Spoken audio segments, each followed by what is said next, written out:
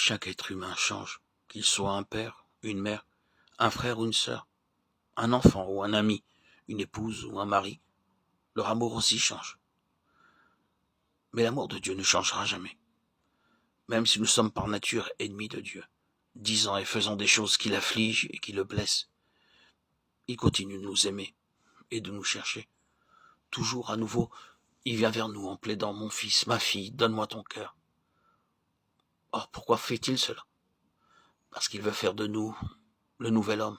Dans 1 Corinthiens 15, 45, nous lisons « Le premier homme, Adam, devint une âme vivante. Le dernier Adam est devenu un esprit vivifiant. » Adam était seulement un homme terrestre et naturel. Mais le Seigneur Jésus-Christ est l'homme spirituel. Il est né du Saint-Esprit. Il a été rempli de l'Esprit et conduit par l'Esprit. Tout ce qu'il a déclaré ou fait l'a été entièrement par l'Esprit. Chaque parole qu'il a prononcée était pleine de puissance.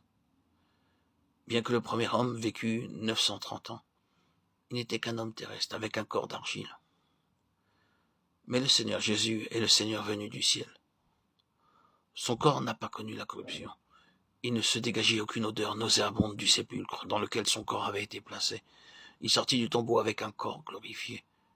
Dans 1 Corinthiens 15, le Seigneur Jésus est appelé le dernier Adam, l'esprit vivifiant, au verset 45. Le second homme, le Seigneur venu du ciel, verset 47, et l'homme céleste, verset 48.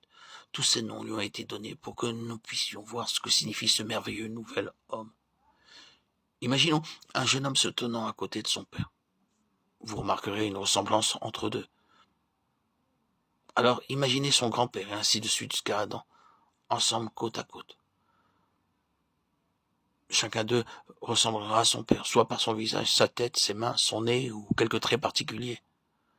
Nous avons tous quelque chose en commun avec le premier homme, Adam. Nous sommes tous des gens terrestres et portons l'image d'Adam, l'homme terrestre. Dieu dit à Adam, tu es poussière, tu retourneras dans la poussière. Genèse 3, 19.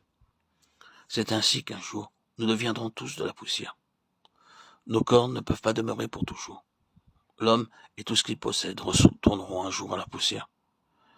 Cependant, le Seigneur Jésus-Christ devint un esprit vivifiant qui donne la vie. Il est la tête de la nouvelle race, de la race céleste, et il nous a introduits dans cette réalité. C'est pourquoi l'apôtre Paul déclare « Et de même que nous avons porté l'image du terrestre, nous porterons aussi l'image du céleste. » 1 Corinthiens 15, 49. Oh, quel mystère! Nous serons tous semblables à lui. Même les anges seront étonnés quand ils verront son image glorieuse en nous. Voici, je vous dis un mystère. Nous ne mourrons pas tous, mais tous nous serons changés en un instant, à un clin d'œil. À la dernière trompette, la trompette sonnera et les morts ressusciteront incorruptibles et nous serons changés. 1 Corinthiens 15, 51, 52.